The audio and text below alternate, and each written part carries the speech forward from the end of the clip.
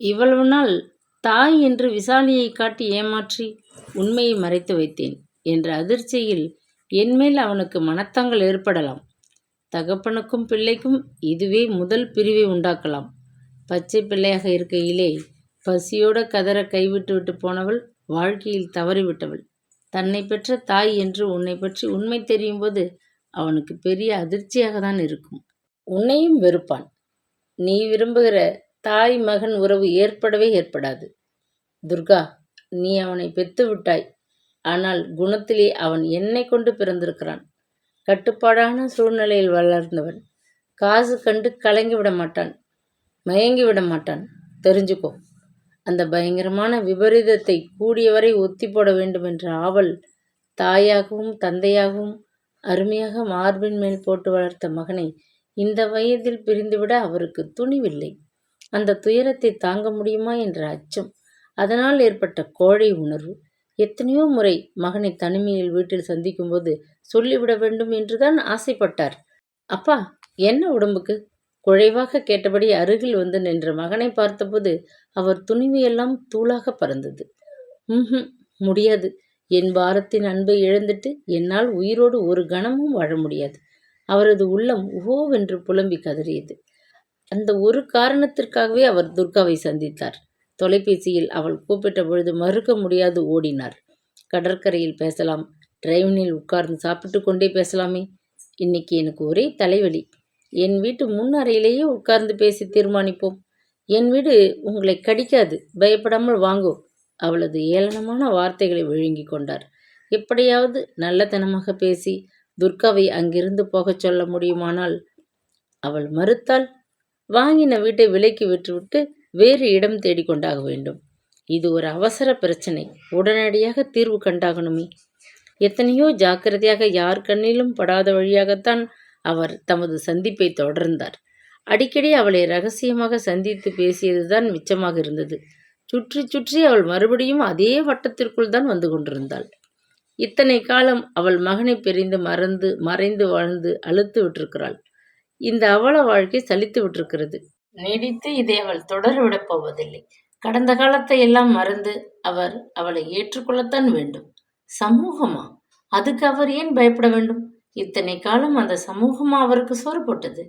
மறைந்து போயிருந்த தமது மனைவியோடு மறுபடியும் அவர் வாழ்கிறார் என்பது என்ன அகில உலகம் அதிரக்கூடிய ஆத்திரமான விஷயமா? ஒரு நாள் 2 நாள் பேசுவார்கள். ஊராருக்கு வேறு கதை கிடைத்துவிடும். மறந்து போய்விடுவார்கள். பாரத் தந்தைக்கு அடங்கின பிள்ளை. அவர் வார்த்தையை தட்டவா போகிறான்? சாக்கு போக்குகள் தேவையில்லை. சடுதியில் விஷயத்தை ஒழுங்கு செய்ய முயலுங்கள். மறுவாழ்வை நாடி வந்திருக்கும் எனக்கு மீண்டும் வாய்ப்பு ஏன் தரக்கூடாது? தரத்தான் வேண்டும். மறுத்தால் அவள் சுலபமாக விடப்போவதில்லை. உடும்பாக பிடிவாதம் பிடித்தாள். பயமுறுத்தினாள். ஒவ்வொரு நாளும் சந்திப்பிற்கு பின்னர் அதிர்ச்சி மேல் அதிர்ச்சி அடைந்து உணர்வுகள் தோய்ந்து கிழிந்த நார் போல் நடை தளர்ந்துதான் வீட்டுக்கு திரும்பி கொண்டிருந்தார். உணவு கசந்தது, உறக்கம் வர மறுத்தது, வேலையில் நாட்டம் குறைந்தது. இப்படி ஒரு பயங்கர வாழ்க்கை அவருக்கு தேவைதானா என்றவரை மனமும் கசந்து போய்விட்டிருந்தார். அன்று மாலை வழக்கம்போல் கடற்கரையில் அவளை சந்தித்து நெடுநேரம் பேசிவிட்டு ஒரு முடிவுக்கு வராதவராய் மனம் சோர்ந்து மெல்ல வீட்டுக்கு திரும்பி வந்திருந்தார். கதவை திறந்த சங்கரன் ஒரு மாதிரியாக அவரை பார்த்து முகத்தை கோணிக்கொண்டு வெட்கத்துடன் புன்முறுவலளித்தான். சாயங்காலம் நான் உங்களை அந்த பென்ஸ் காரில் பார்த்தேன். அந்த அம்மாவுக்கு பக்கத்திலே உட்கார்ந்துருக்கிறவர் யாருன்னு எனக்கு அதிசயமா இருந்துச்சு. அவர் கொஞ்சம் ஓடினேன். கார் டிராஃபிக் லைட் கிட்ட நின்றுச்சு. காய்ந்து போன உதட்டை நாவால் தடவி கொண்டு திகிலுடன் திரும்பினார். நெஞ்சு படபடவென்று அடித்து கொண்டது. சங்கரன் பார்த்து விட்டான். இனி ஊரே தெரிந்து விட்ட சங்கதியாகிவிடுமே. லேசா மழை தூறிக்கிட்டு இருந்துச்சு. ஒரு சமயம் அந்த அம்மா உங்களை பார்த்துட்டு பாவம் டாக்டரின் அப்பா மழையில நனைகிறாரோன்னு காரில் ஏற்றிக்கிட்டு இருப்பாங்கன்னு நினைச்சேன். அவருக்கு ஆத்திரம் பொத்து கொண்டு வந்தது. அவசியம் உனக்கு காரணத்தை சொல்லி ஆகணுமா? வேலையத்த தடியா, என்னையே கேள்வி கேட்கிற அளவுக்கு ஆச்சா? இறைந்து கூப்பாடு போட்டதும் அவன் நடுங்கி போனான். தலையை சொரிந்து கொண்டு உள்ளே சென்று விட்டான். விஷயம் அத்துடன் நின்று விடவில்லை. 2 தினங்கள் கழித்து அவர் வெளியில் உலாவிவிட்டு ஒரு நாள் மாலை வீடு திரும்பிய போது வாயில் கதவு திறந்து வைக்கப்பட்டிருப்பதை கண்டார். சங்கரன் வீட்டில் இருக்கவில்லை. மகனது ஸ்கூட்டர் வாசலில் நின்று கொண்டிருந்தது. பாரத் ஆஸ்பத்திரியிலிருந்து வந்துவிட்டான் போலிருக்கு என்று எண்ணியபடி அவர் செருப்பை கழற்றி வைத்துவிட்டு உள்ளே நுழைந்த போது அவன் மட்டும் வீட்டில் தனியாக இல்லை, பிரியாவும் கூட இருக்கிறாள் என்று புரிந்து கொண்டார். பாரத் எரிச்சலோடு இறைந்து பேசியதை கேட்டு ஒரு கணம் அயர்ந்து போய் நின்றார். மண்டையில் அடிப்பது போல் வார்த்தைகள் கணீர் என்று கேட்டன. அப்பாவை பற்றி நான் கொண்டிருந்த எண்ணமெல்லாம் மண்ணோடு மண்ணா போயிடுச்சேங்கிற அதிர்ச்சி எனக்கு. அந்த பங்களாவின் சொந்தக்கார அம்மாளை தமக்கு பிடிக்காதது போல ஆரம்பத்திலே பேசினார். இப்போ தினசரி அவங்களோட காரில் அப்பா ஊரை சுற்றிக்கிட்டு வரார். இவர் மனசில் இப்படி ஒரு பலவீனம் இருக்குன்னு நான் கனவுல கூட நினைக்கல. இந்தாங்க பாரத், இறைஞ்சி கத்தாதீங்க. மாமா சின்ன வயதிலேயே மனைவியை இழந்தவர். அப்பவே வேறு ஒருத்தியை கட்டி தொலைச்சு கொண்டு இயற்கையோடு ஒட்டி வாழ்ந்திருக்கலாமே. வயசு காலத்துல நமக்கு கல்யாணம் ஆகும் தருவாயில இவருக்கு இப்படி ஒரு விபரீத ஆசையா? இந்த தெருக்காரங்களுக்கு உண்மை தெரிஞ்சா மானம் கப்பல் ஏறும். பிள்ளைகளா வீட்டில் கிழவன் துள்ளி விளையாடுறான்னு சொல்லி சிரிப்பாங்க. பாரத் கோபமாக பேசினான். உங்க விவாதத்தை ஒத்துக்க மாட்டேன். நமக்கு கல்யாணமானால் தான் தனிமையாகி விடுமோன்னு ஒரு பயம் அவருக்கு இருக்கலாம் இல்லையா? அதுக்காக இந்த வயசுல இப்படி ஒரு துணை தேடைக்க சொல்லுச்சா? போகிற போக்க பார்த்தா நமக்கு கல்யாணமாகும் முன்னையே அப்பா திருநீர்மலைக்கு அந்த அம்மாளோட புறப்பட்டு போய் மாலையும் கழுத்துமா வந்து நிப்பாரோன்னு சந்தேகமா இருக்கு. அப்படி அவர் செய்துட்டா என்ன பண்ண போறீங்களாம்? பிரியா அதட்டலாக கேட்டாள். என் தந்தை எனக்காக வாழ்ந்த ஒரு உயர்ந்த மனிதன் என்று அவரை பற்றி நான் கொண்டிருக்கிற ஒரு உருவம் உடைஞ்சி சுக்குள் தூளாகிவிடும். மனித பலவீனங்களுக்கு அப்பாற்பட்ட அற்புத புருஷன் இல்லை. மிக மிக சாதாரண மனிதர் தான் மனசுல சலிப்பு ஏற்பட்டுடும். அதுக்கு பிறகு என்ன செய்வதாக உத்தேசம் என்று கேட்டாள் பிரியா. அப்பாவும் அவரது புது மனைவியும் தனி கொடுத்தனம் செய்ய வேண்டியதுதான். நான் வேறு இடம் தேடிக்கொண்டு கிளம்பி விடுவேன். உங்க அப்பாவுக்கு அப்படி ஒரு ஆசை ஏற்பட்டிருக்குன்னு நீங்க முடிவு கட்டி விட்டீங்கன்னு புரிகிறது. என் ஊகம் தவறியதில்லை. இந்த 1 மாத காலமாக நான் பல தடவை கவனிச்சிட்டேன். அந்த அம்மாளை தினசரி மாலை வேளையில பல இடங்கள்ல சந்திக்கிறார். நமக்கு தெரியாம இப்படி ரகசியமா சந்திக்க வேறு என்ன காரணம் இருக்குன்னு நினைக்கிறேன்? அப்படி அவர் ஆசைப்பட்டால் அது ஒரு தப்பா? நமக்கு இருக்கிற உரிமை வயதாகி விட்டதால் அவருக்கு இல்லையா? பேஷ், நீயே உன் மாமனாருக்கு முன் நின்று கல்யாணத்தை நடத்தி வைப்ப போல இருக்கு. கர்மம், ஆன வயசெல்லாம் போய். பிரியா, எனக்கு ரொம்ப வெட்கமா இருக்கு. அப்பாவின் போக்கை நினைச்சு வேதனைப்படுறேன். ஓசைப்படாது மீண்டும் தெருவுக்குள் இறங்கி அவர் வெகு தூரம் விடுவிடுவென்று நடந்தார். நெஞ்சை அடைத்த துக்கத்தையும் கண்ணில் பொங்கி புரண்ட கண்ணீரையும் அடக்க மாட்டாது இருட்டில் ஒரு வீட்டின் மதில் சுவர் அருகே நின்று கொண்டு விசும்பி விட்டார். முருகா, என் பிள்ளை மனசை கலவரப்படுத்திடாதேப்பா. அவனை பிரிஞ்சா நான் தாங்க மாட்டேன். தமக்குள்ளே முணுமுணுத்தபடி பித்தம் பிடித்தவர் போல் வெகு தூரம் கடைத்தெருவிலே அலைந்து கொண்டிருந்தார். மகனுக்கும் அவருக்கும் இடையே மனத்தாங்கள் லேசாக தலை தூக்க ஆரம்பித்ததை அவர் உணர்ந்து கொண்டு விட்டார். காலை வேளையில் அவருக்காக மகன் காஃபி பலகாரம் சாப்பிட காத்திருக்கவில்லை. குளித்து முடித்ததும் அவசரமாக உடுத்தி கொண்டு காப்பியை மட்டும் பருகிவிட்டு புறப்பட்டு விட்டான். மாலை வீடு திரும்பிய மகன் முன்போல கலகலப்பாக பேசுவதை நிறுத்தி கொண்டு விட்டான். முன்னறையில் டெலிவிஷன் பெட்டி தூங்கியது. இரவு உணவுக்கு பின் பேச பிடிக்காது தன் அறைக்குள் சென்று மறைந்து கொள்ளத் தொடங்கினான். நிலைமை இப்படியே நீடித்தால் அவருக்கு சித்தம் கலங்கிவிடும் போன்ற திகில். சங்கரன் 2 நாள் லீவில் தன் நண்பர்களுடன் சுற்றுலா பயணத்திற்கு கிளம்பி விட்டிருந்தான். அவன் இல்லாத வீட்டில் நிசப்தம் நிலவியது. துர்கா எழுப்பிவிட்ட பிரச்சனை தம்மை சுற்றிலும் இரும்பு சுவராக எழுந்து நெருக்குவதை போன்றதொரு வேதனையில் அவர் தலை கனத்தது. உடம்புக்கு சுகமில்லை என்று ஆபீஸிற்கு தொலைபேசியில் தகவல் அனுப்பிவிட்டு அவர் அன்று வீட்டிலேயே தங்கிவிட்டிருந்தார். சங்கரனது ஆதிக்கத்தில் விட்டு வைத்த சமையல் அறைக்குள் அவர் தட்டு தடுமாறிக் கொண்டிருந்தார். அடுப்பை மூட்டி கொஞ்சம் தண்ணீரை சூடாக்கி தேநீர் தயாரிப்பதற்குள் அவருக்கு வியர்த்து விறுவிறுத்து போயிற்று. அவசரமாக அடுப்பில் இருந்த பாலை பொங்கும் முன் இறக்க பிடியை தொட்டபோது விரலை சுட்டு கொண்டு விட்டார். தேநீர் தயாரிப்பதை விட்டுவிட்டு அலமாரியை திறந்து மருந்தை தேடி எடுத்து சூடுபட்ட விரல் மீது அவசரமாக தடவி கொண்டிருந்த போது வாயில் அழைப்பு மணி அழுத்தமாக ஒலித்தது. கையில் என்ன? அடுப்பில் சுட்டு கொண்டு விட்டீர்களா மம்மா? பரிவுடன் விசாரித்தபடி உள்ளே வந்தாள் பிரியா. அலங்கோலமாக இருந்த சமையல் அறையை நொடிப்பொழுது சரியாக்கிவிட்டு தேநீரை தயாரித்து 2 கோப்பைகளில் நிரப்பி தட்டிலே சுமந்து கொண்டு வந்து மேஜை மீது வைத்தாள். என்ன இப்படி, வேலைக்கு போகலையா? அவர் கேட்கும் முன் அவளாகவே சொல்லிவிட்டாள். வழக்கமாக எனக்கு நாளைக்குத்தான் ஓய்வு நாள். அதை இன்றே மாற்றிக்கொண்டு உங்களை காணத்தான் வந்திருக்கிறேன். புறப்படும் முன் ஆஃபீஸிற்கு போன் பண்ணினேன். உடம்பு சுகமில்லை, லீவில் இருக்கிறார் என்றார்கள். உடனே தாமதம் செய்யாமல் பஸ்ஸை பிடித்து வந்திருக்கிறேன். தேநீர் கோப்பையை அவர் அருகே நகர்த்தி வைத்தாள். எனக்கும் உன்னிடம் மனம் விட்டு பேசணும்னு ஒரு யோசனை இருந்தது. நீ வந்தது நல்லதா போச்சு. திணறியபடி மேஜையை பார்த்தார். மருமகளாகப் போகிற அந்த சின்னஞ்சிறு பெண்ணிடம் தனது மனதை உறுத்தி வேதனை செய்யும் மாபெரும் ரகசியத்தை சொல்லும்படியான ஒரு இழிநிலை ஏற்பட்டு விட்டதே என்றவரை அவருள் துயரம். நீங்க என்ன சொல்ல போறீங்கன்னு என்னால் ஊகிக்க முடியுமாம்மா? நானும் தான் அதை பற்றி உங்ககிட்ட மனம் விட்டு பேசத்தான் வந்திருக்கிறேன். பரிவோடு அவள் பார்த்தாள்.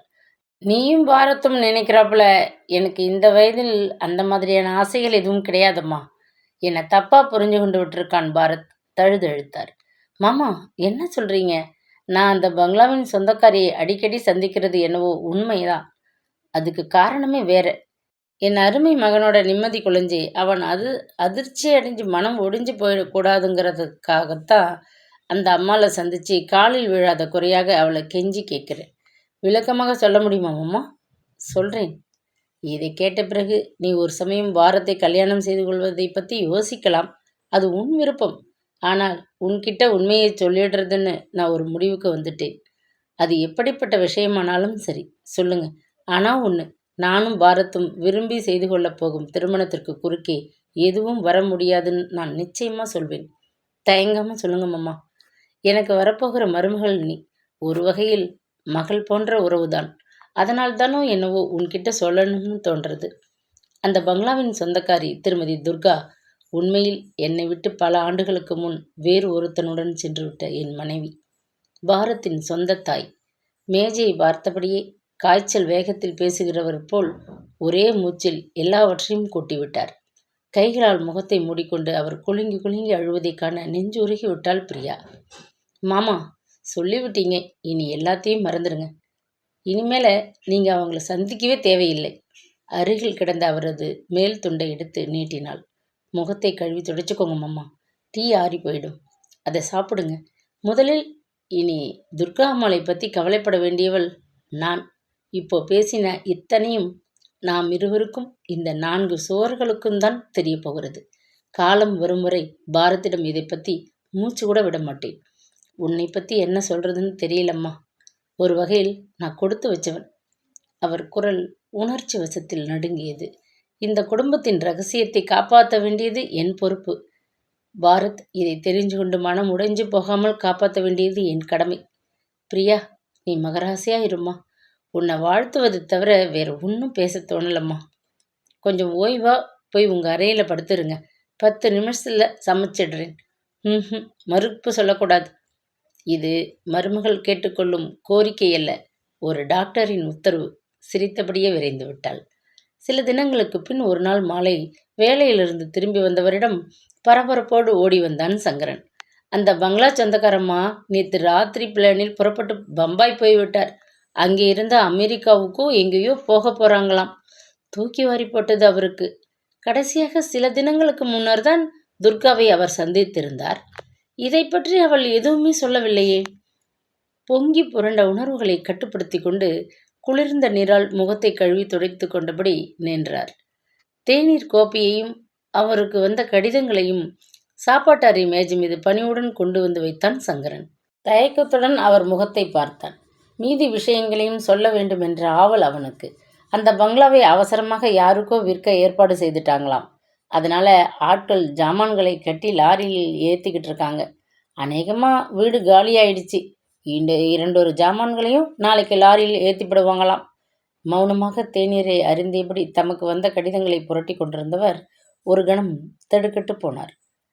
மஞ்சள் வண்ண உரையிலிருந்த கடிதத்தை பிரித்து கையில் எடுப்பதற்குள் அவர் நெஞ்சே வெடித்துவிடும் போல் கனத்தது. உன் வேலையை போய் கவனி. நான் கொஞ்சம் ஃபைல்களை கவனிக்கணும். தொணக்காதே. அதட்டி விட்டு கடிதங்களுடன் தமது அறைக்குள் சென்று கதவை சாத்தி கொண்டார். கடிதத்தின் மீது கூட அந்த உயர்ந்த ரக சென்ட்டின் மனம். நடுங்கும் விரல்களால் மெல்ல பிரித்தார். என்னுடைய திடீர் தீர்மானம் உங்களுக்கு வியப்பை கொடுக்கலாம். நான் மறுபடியும் பம்பாய்க்கு போகிறேன். திரும்ப இங்கே வரப்போவதில்லை என்ற உறுதியான தீர்மானம். இந்த முடிவுக்கு காரணம் டாக்டர் பிரியா. ஆச்சரியமாகத்தான் இருக்கிறது. கடைசியாக நாம் சந்தித்த போது நீங்கள் சற்று கடுமையாகவே தான் பேசிவிட்டு பிரிந்தீர்கள். வீண் பயமுறுத்தல். மறுபடியும் என்னிடம் பேச கட்டாயம் வருவீர்கள் என்ற நம்பிக்கை இருந்தது. அதனால்தான் அன்று காலை வாசல் அழைப்பு மணி அழுத்தமாக ஒலித்தபோது நானே வாசலுக்கு விரைந்தேன். கதவை திறந்தபோது பளிச்சென்ற அழகுடன் ஒரு பெண் நின்று கொண்டிருந்தாள். அவள் யார் என்று உடனடியாக என் நினைவும் பளிச்சிட்டது. உள்ளே வா என்று உபசரித்துவிட்டு கதவை சாத்திக் கொண்டு வரவேற்பறைக்கு நடந்தேன். உங்களோடு கொஞ்சம் பேச வேண்டும் என்றாள் அவள். உட்கார். நீ டாக்டர் பிரியா பாரத்தை கல்யாணம் செய்து கொள்ளப் போகிற பெண். வருகிற தை மாதத்திலே உங்கள் கல்யாணம் நடக்கவிருக்கிறது, சரிதானே என்று நான் கேட்டேன். புத்திசாலி பெண், டக்கென்று கண்டுபிடித்து விட்டாள். அந்த வீட்டிலிருந்து சங்கரன் இங்கே வந்தானா? அவன் வாய் சும்மா இருக்காதே என்று புன்னகைத்தாள். பாரத் வீட்டின் சமையல்காரன் சில தினங்களுக்கு முன் எங்கள் தோட்டத்தை பார்க்க ஆசையோடு உள்ளே மெல்ல வந்து நின்றான். அப்போது அவனாகவே விவரமாகச் சொன்னான். சங்கரன் சொன்னது உண்மைதான். நானும் டாக்டர் பாரத்தும் தை மாதம் முதல் முகூர்த்தத்திலேயே கல்யாணம் செய்து கொள்வதாக ஏற்பாடு. சொல்லிக்கொண்டே அவள் என் அருகில் வந்தாள். அத்தை, என்னையும் பாரத்தையும் நீங்கள் மனம் நிறைஞ்ச வாழ்த்துங்க. நாங்கள் 2 பேரும் சீரும் சிறப்புமா எங்கள் தொழில் வெற்றியோடு வாழணும்னு ஆசி கூறுங்கோ. சொல்லிக்கொண்டே அவள் என் காலடியில் விழுந்து கும்பிட்ட போது நான் உணர்ச்சி பிழம்பாகிவிட்டேன். என்னையும் அறியாது கண்ணீர் பொங்கி கன்னங்களில் வழிவதை உணர்ந்தேன். அத்தனை என் ஆசையோடு கூப்பிடுறியம்மா அப்படின்னான்னு நான் கேட்டேன். மெல்ல அவளை தூக்கி என் நெஞ்சோடு அணைத்து கொண்டேன். நீங்கள் பாரத்தின் தாயின்னு எனக்கு தெரியும். அவருடைய தாய் எனக்கு மதிப்புக்குரிய மாமியார் தானே. அந்த மதிப்பை பெற தகுதியில்லாதவள் நான் என்கிறது உனக்கு தெரியுமா அம்மா? என் வருங்கால கணவரை பெற்றெடுத்த தாய் நீங்கள். அந்த ஒரு தகுதிக்காக நான் உங்களை அத்தன்னு ஆசையோடு கூப்பிடுறேன், அவ்வளவுதான் என்றாள். வெளிப்படையான அவள் பேச்சு என் மனதை நெகிழச் செய்துவிட்டது. அத்தை, எனக்கு நீங்கள் ஒரு பரிசு தர வேணும். கல்யாண பரிசுன்னு வச்சுக்கோங்க. குழைவுடன் அவள் கேட்டபோது நான் மெய் சிலிர்த்து போனேன். என்ன வேணுமா சொல்லு, உனக்கும் என் மகனுக்கும் கொடுக்கத்தானே துடிக்கிறேன், சொல்லம்மா என்று ஆவலுடன் கேட்டேன். நானும் பாரத்தும் கல்யாணம் செய்து கொண்டு நிம்மதியாக வாழ வேண்டும். விசாலி அம்மா தான் தன் தாயின் திடமாக நம்பிக்கொண்டிருக்கும் அவருக்கு உண்மை தெரிந்தால் நிம்மதி குலைஞ்சிடும். அதற்கு பிறகு கார், பங்களா, பணம் இவைகளெல்லாம் கிடைச்சும் எங்களுக்கு பயன் உண்டோ? சொல்லுங்கோ. நான் என்ன செய்யணும்னு நீ நினைக்கிற? பயப்படாமல் சொல்லு. ஒரு தாய் மகனுக்கு செய்ய வேண்டிய ஒரு கடமை, சுகமாக அவன் வாழ வழி செய்து தருவது. விசாலி அம்மாளையே அவர் தமது தாயாக நினைச்சிருக்கும்படி நீங்கள் விட்டு விட்டு ஒதுங்கிடணும், அவ்வளவுதான். இந்த உதவிக்கு சொல்லிக்கொண்டே என் கையை பிடித்து அவள் தன் முகத்தோடு பதித்து கொண்டாள். அதட்டி பேசின உங்கள் பேச்சுக்கு இழகாத என் மனம் மென்மையாக உணர்வுகளை வருடும்படி பிரியா கேட்ட ஒரு சிறு கேள்வியிலேயே பாகாய் உருகி போச்சு. குழந்தை, இங்கே வா. நீ கேட்ட கல்யாண பரிசை உனக்கும் என் மகனுக்கும் கொடுக்கிறேன். பச்சிலும் குழந்தையாக அவன் இருந்தபோது செய்யாத ஒரு கடமையை அவன் வளர்ந்து ஆளான போது இப்போ செய்கிறேன். விசாலியே அவன் அம்மாவாக எப்பொழுதும் இருக்கட்டும். நான் விலகிக் கொள்கிறேன். இது சத்தியம், போதுமா என்று கேட்டேன். பிரியா என்னை இறுக தழுவிக்கொண்டு தேங்க்யூ அத்தை என்றாள். இத்தனை அன்பான அழகான மருமகள், பெருமைக்கு உரிய பிள்ளை, நல்லதொரு கணவன் கொண்ட அழகான குடும்பத்திற்கு தலைவியாக இல்லாது போன என் துர்பாக்கியத்தை எண்ணி நான் கண்ணீர் உகுத்தேன். பச்சாதாபத்துடன் உகுத்த கண்ணீர் பாவங்களை கழுவிவிடும் என்று முன்பு ஒரு முறை என்னிடம் சொல்லியிருக்கிறீர்கள். உங்களுக்கு இழைத்த தவறுகளையெல்லாம் எண்ணி வருந்தி கண்ணீர் உகுத்தபடி விடைபெறுகிறேன். நான் செய்த தவறுகளெல்லாம் கரையட்டும், மறையட்டும். தங்கள் துர்கா. கடிதத்தை மடித்து சட்டப்பையில் வைத்துக்கொண்டு நிமிர்ந்து உட்கார்ந்தார். கண் இமை ஓரங்களில் கண்ணீர் சுட்டது. சில தினங்களுக்கு பின்னர் வேலையிலிருந்து கொஞ்சம் விடுப்பு எடுத்துக்கொண்டு ஷேத்ரனன் கோஷ்டி ஒன்றுடன் அவர் பயணமானார். அப்பா புறப்பட்டு சென்றதுமே மகனுக்கு ஒரு கடிதம் வந்தது. கொஞ்ச நாட்களுக்கு முன் நான் ஒரு பெரும் தவறு செய்ய இருந்தேன். பரிவுடன் ஒரு நாள் நீ என்னிடம் கேட்ட சில கேள்விகள் ஆழமாக என் மனதில் பதிந்து கொண்டதன் விளைவு. மனிதனின் அடிமன நிலையிலே புதையுண்டு கிடக்கும் பலவீனங்கள் எந்த சமயமும் தலை தூக்கலாம் என்பதற்கு நானே உதாரணமாகி விட்டிருக்கின்றேன். என் வைராகியத்தை புகழ்ந்து பேசினாய். அது தகர்ந்து தூளாகிவிடும் பயங்கர நிலையில் இருந்தேன். இந்த புலியின் பசிக்கு புல்ல ஆகாரம். நல்ல வேலை, மீண்டேன். ஆசிகள். அப்பா வாகீசன். மனம் கரைந்து போனான் மகன். அதே சமயம் மலையில் முருகன் சன்னதியில் நின்று கொண்டிருந்த வாகீசன் ஆறிருந்தடந்தோள் வாழ்க, ஆறுமுகம் வாழ்க, வெற்பை கூர்சை தனிவேல் வாழ்க, குக்குடம் வாழ்க, செவ்வேல் ஏறிய மஞ்சை வாழ்க, யானை தன் அணங்கு வாழ்க, மாறிலா வள்ளி வாழ்க, வாழ்க சீரடியார் எல்லாம், கண்கள் பனிக்க மெய்சிலிர்க்க கரம் கூப்பி தொழுது கொண்டு நின்றார். அவர் உள்ளத்தில் நிம்மதி நிறைந்து வழிந்தது. இக்கதையை கேட்டு ரசித்த அனைத்து உள்ளங்களுக்கும் நன்றி.